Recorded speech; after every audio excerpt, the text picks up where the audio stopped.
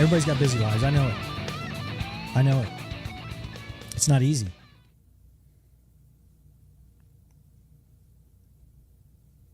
But if it doesn't affect you, then is it really giving?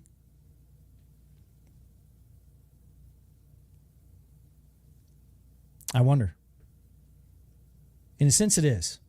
Some people have much, and they're not impacted by giving a lot. Some people don't have much, and they give what they can, and it impacts them greatly. It's all needed. Tony Cowden told a story about how a young couple who really believed in what he was doing gave them everything they could. Rick's had people give to the Duco Project $5. And every time we have someone give to anything we support, no matter how much it is or how little it is, it's all relative of how much it affects them to do it. We thank them. We thank you for giving us your most precious commodity, your time, and listening to our little show here and supporting us. So the point is, of this episode, is why don't you just try to start doing something that you're passionate about, and it's been hard to do so. Why don't you just try to launch it?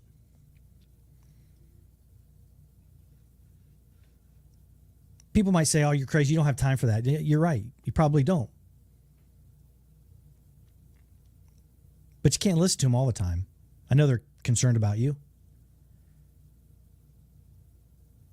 Get out there and make an impact, because we all want to.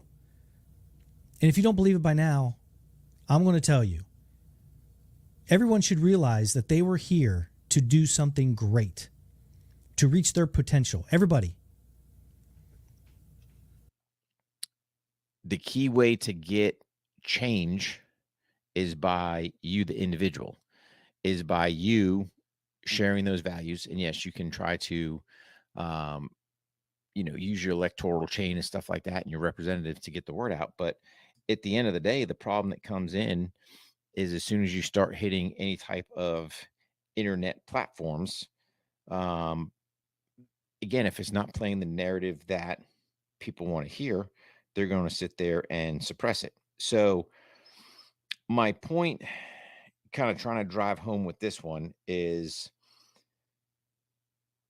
do what you can. If you like messages that you're hearing from people, help spread that word. And how do you do that is really by sitting there kind of going,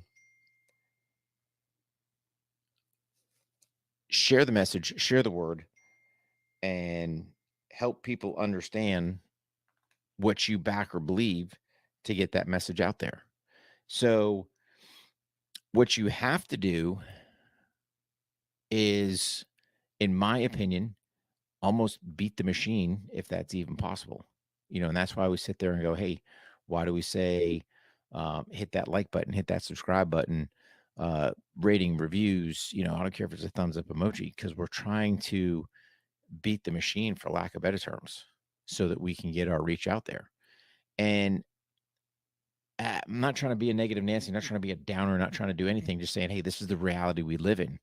And just hope that you understand, when you go to social, when you go to the internet, when you go to whatever, if you sit there and go, why am I not getting this reach or that reach? You sit there and go, what am I actually saying? What am I actually doing? Am I going against somebody's narrative? I mean, it's been proven time and time again that these platforms are all manipulated. So if we understand that, then we sit there and can go, okay, cool. How do we sit there and try to battle it? I don't know that we can ever battle and win. But I think we can do by partnering with others, by partnering with, like-minded individuals, we can help share that word across numerous different platforms and hopefully kind of help beat the suppression of free speech that's currently going on in the country. And again, we're sitting there going, we've got these mass shootings going on all the time, and you can't blame the firearm. The firearm does nothing. But when you look at people's hidden agenda, they can de-arm the society, then, it's easy. I mean, here's the thing. It was an EIB task for us, back in the 80s. And here's the deal. It was the cravat and Mark helped me out. It was the tent pole and then the tent rope there to kind of tie off the tent pole once you tightened it down. But, here's my thing, Jason, right? They gave us some guidance where it went, right? So if I remember right, couple inches above or below any joint, stuff like that. And Mark, if I'm off the mark here, chime in. But I remember doing that. I remember primarily putting them on the legs, not so much on the arms, although you could put it on the arm if need be. But like you said, it was kind of a last resort type deal. It was, hey, man, apply your pressure dressing, do all that stuff. If that doesn't stop the bleeding, then, yeah, we would employ a tourniquet, which isn't what a tourniquet of today. It was, like I said, a cravat. I don't know that we ever did the belts because I don't think our belts, I don't know they ever pushed the belts. I can't remember, I could be wrong, but I don't remember the belts. Yeah. I just remember the belts cravat. are more like a Hollywood thing. It was like, Yeah. someone gets shot in the movies, someone's whipping off a belt, and they don't even know what the hell they're doing with it because you can't even crank it down. And that's the thing, man. It's like, where do you start? It's like clean house with them, and then I guess the secession comes in as far as whoever comes up next. But it's absolutely ridiculous, man. Yeah, everything they touch has been an absolute disaster. Everything. Yeah. There hasn't been one thing that's worked that they've tried to implement. It's just made everything 10 times worse. And what's the old standby? They go ahead and they grab a Hollywood actor that everybody trusts and bring him in to talk. So let's talk a little bit about Matthew McConaughey. Now, for all intensive purposes, I think what he was saying, I wasn't buying it. I got to admit, I wasn't buying it. But I think he was completely genuine in why he was doing it. Mm-hmm. It's his childhood hometown, I believe.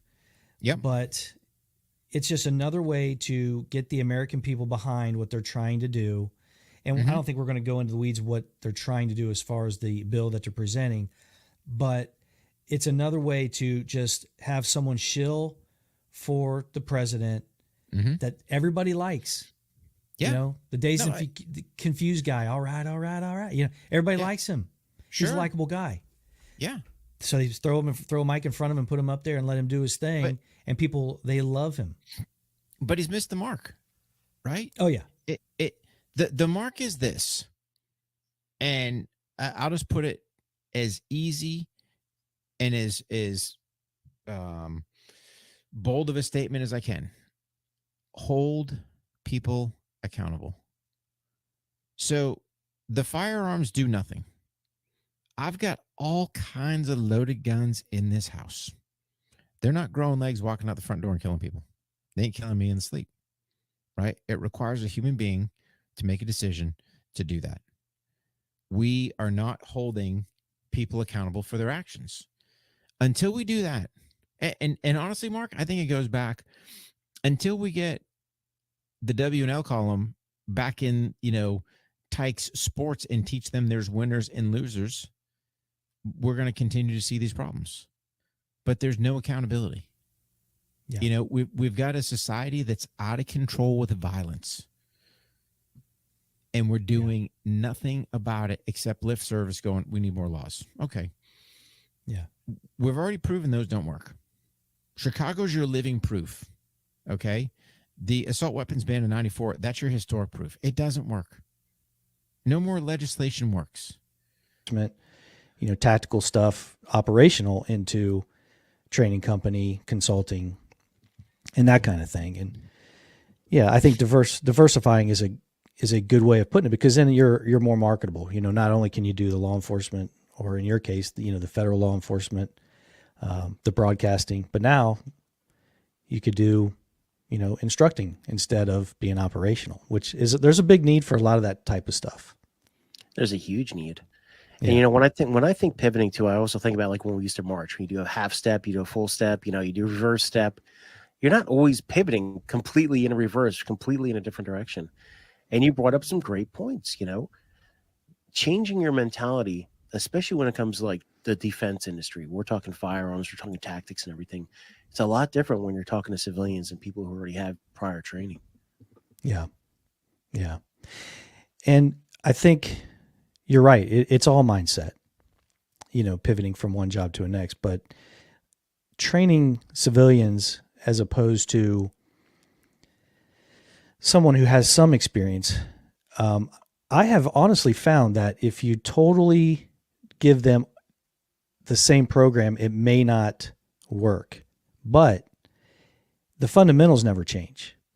So when we're talking about mindset for the law enforcement guys, they know, hey, I've always got to be prepared to defend myself. Civilians hardly ever think about that.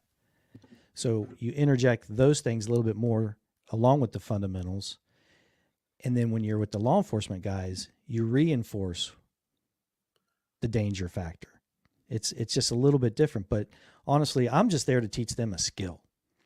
And then I also find myself talking a lot more about mindset than probably almost everything else, because of why we're doing stuff, not necessarily what to do. I can tell someone how to do a mag change or what type of mag change, but why we're doing this type of mag change is what you really want to beat into them, because then again, it's all situational and it's all awareness.